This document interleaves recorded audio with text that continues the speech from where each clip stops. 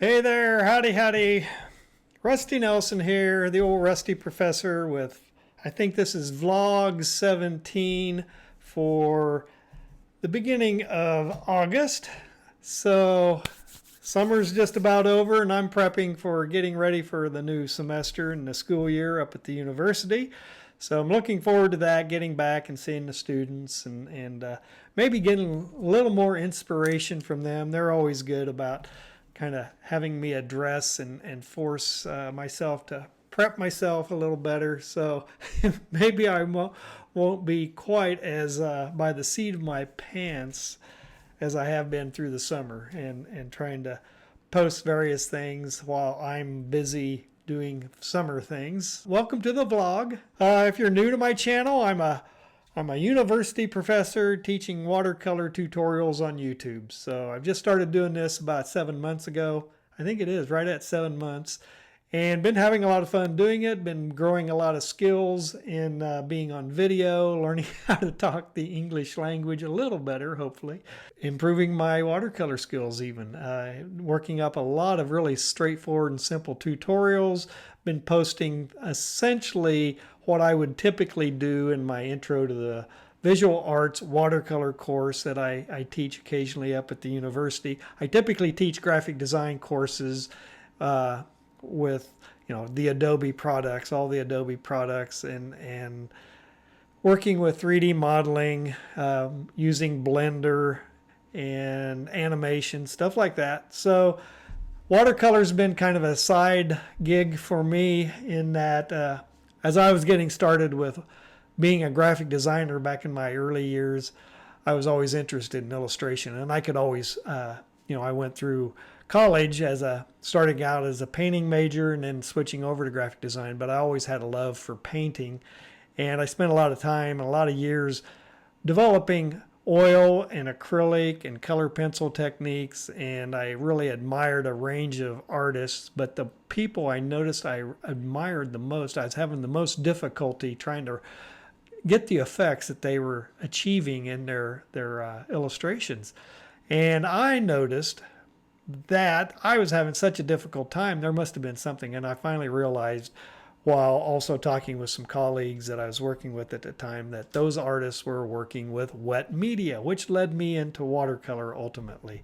And I started out with designer's gouache, which is an opaque watercolor, and then moved into transparent watercolor about 10 years ago with the notion that I would be retiring within I could see that light at the end of the tunnel. So I was kind of prepping myself thinking, oh, that's kind of what I would like to do when I retire, is get out there and run around, go places and do watercolors and have a lot of fun doing it. And so I started prepping myself and developing a lot more watercolor skills, transparent watercolor skills that I was actually using YouTube and watching a lot of content creators with their YouTube tutorials, and it finally dawned on me in a class that I was teaching up at the university that, I could do this. And I started investigating and looking into it, and I thought, well, a YouTube channel would be the thing to do. And so that's why I'm here to teach my skill sets and things that I have learned over a long career. Oh gosh, almost 40 years, probably right at 40 years of experience in graphic design, doing illustration, teaching in higher education, and all the lessons that I have learned that I want to pass on to anybody who's interested in learning how to be a creative person. This is a learned skill set that you can do, you can learn and develop those watercolor, those drawing, those sketching superpowers that you can employ and really improve your life, as you go through life, no matter what stage you're at. Are you just getting started out of high school, getting into college, you're going in, maybe you're doing a STEM oriented field as a major, thinking you want a career and things like that.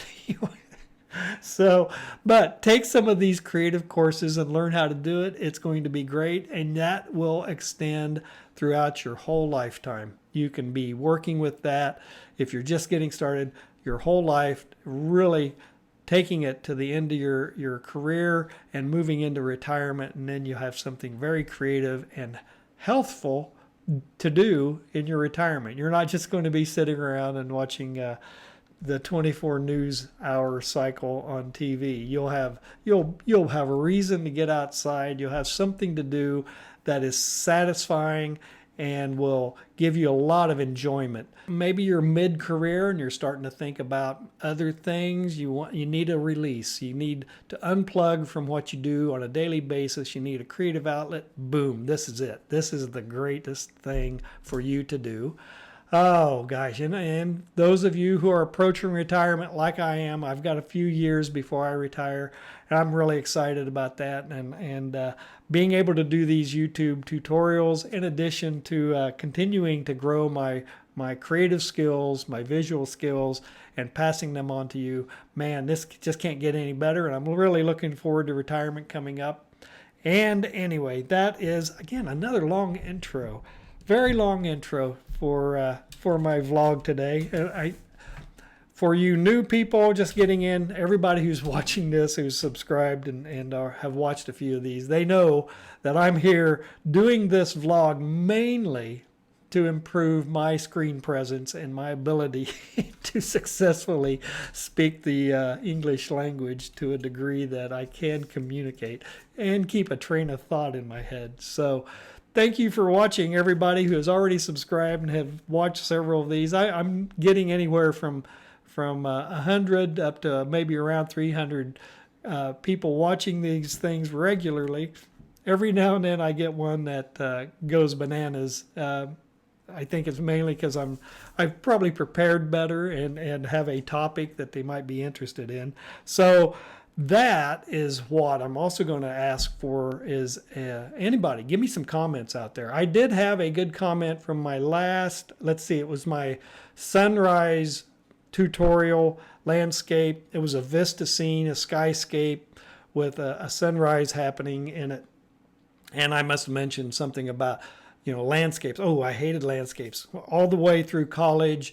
And for years and years, I just wanted to paint people and do figures and things like that.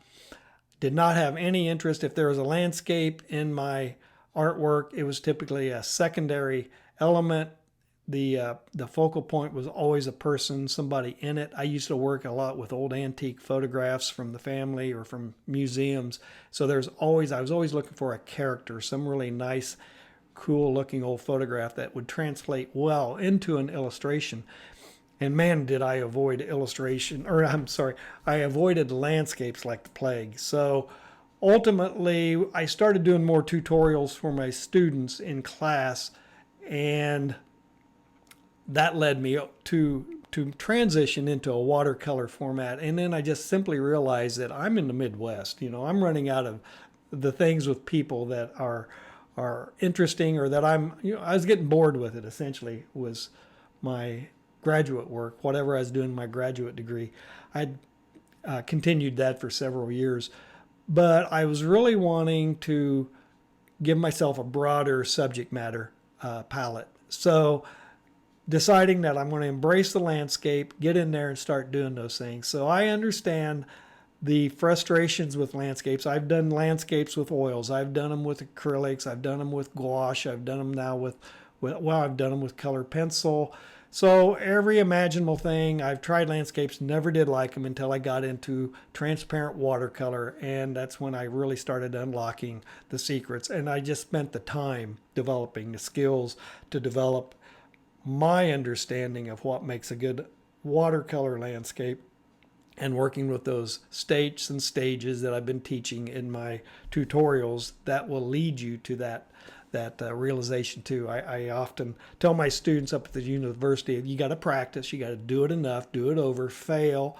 It'll look like crap as you're just getting started, but don't let that frustrate you. Just be persistent, and pretty soon the clouds will part and you'll hear the angels singing, right? And all things good will start happening in those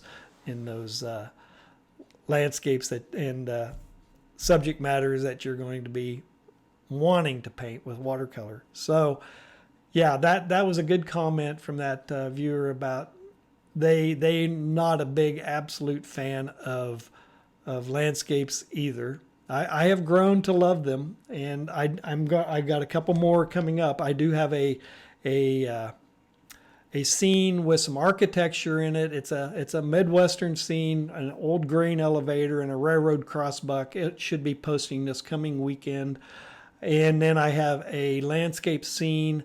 It's not a vista like the sunrise, so there's a more of a subject matter in this upcoming one as well. Natural objects. It's a scene of aspen barks, aspen trunks with the tree bark and everything. It's really nice, and I think it's a little more forgiving than that pure skyscape landscape vista that I just posted last Saturday.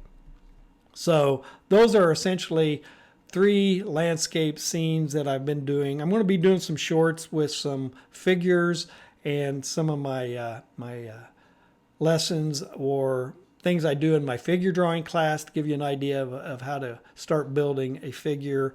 And I typically work with the Loomis method and work fairly quickly. So typically with my drawing course, it's a live figure drawing course with live models and everything. So we have about an hour and 50 minutes or 2 hours and 50 minutes if it's a Tuesday, Thursday class, where we have to work to get some nice figure drawings done in charcoal or graphite, and really develop that quick hand, that understanding. We don't spend a lot of time belaboring it, because typically that starts making too stiff of a pose, too stiff of a figure. So really getting the notion of speed and spontaneity into the drawings of the figures using the Loomis method. So I'll be doing some of those as well coming up. And I'm currently working on one that's going to be a short. It's a figure, and then I show the whole process of just quickly sketching it up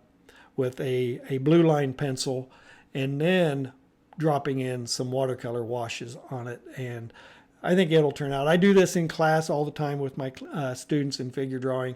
We work through a range of techniques and media, be it graphite, Conte, charcoal, and then even working with watercolor. So I have a wet component to that course as well, in addition to what I teach. And I also have a figure component in my intro to watercolor class as well.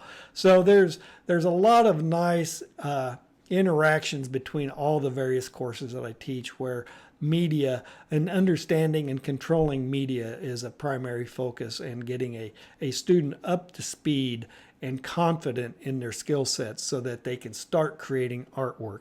The courses aren't necessarily about making artwork. They're about learning techniques that you will need, that you can then start employing into your efforts to create artwork. So that's the plan, and we're moving forward. I don't think I had any other comments other than the one person talking about their landscape. Oh, I know what they were talking about. They're also telling me that they're continuing to repaint and rework pears, I think it is. And a family member looks over their shoulder and says, another one?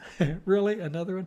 But they're doing the right thing. They're practicing and developing that knowledge and understanding of that one single subject matter, and how to control the states and stages to get a good, positive end product with that one subject matter. So that's a good thing to do, but you also have to try other things as well, so you don't get too stale and too wrapped up and too bored with a single subject matter. So it's a good thing to be working on and getting your skill sets up to speed with. So, well, I have almost used my allotted 15 minutes of time for today's vlog, with really just kind of talking off the top of my head again. And I'll see what I can do. I think with school starting soon, I'll have a much broader range of things to also bring to you from what my students are talking about in class. And that's always fun. They're always full of good questions that I think would relate well over to my vlogs. So, hey, I hope you enjoyed this vlog post. If you did, give me a like and a subscribe, and please drop some comments in there about anything you would like to talk about or want to hear me expound. Is that the right term? And let me know. See, there's my trying to talk the English language properly. Let me know what you'd like to hear and discuss, and I'll do it. So I will see you next week, vlog 18. We'll see you then.